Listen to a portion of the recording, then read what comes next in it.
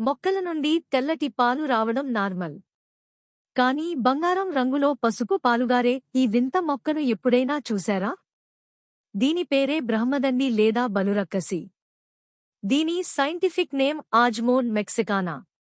ఇది మెక్సికో దేశానికి చెందినది అయినప్పటికీ మన దేశంలో రోడ్డు పక్కన, పొలాల్లో విరివిగా పెరుగుతుంది.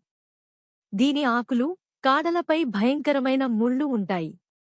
అయితే సైన్స్ పరంగా దీని వెనుక ఉన్న అసలు రహస్యం ఏంటంటే, దీని నుండి వచ్చే పసుపు రంగు పాలు చాలా విషపూరితమైనవి.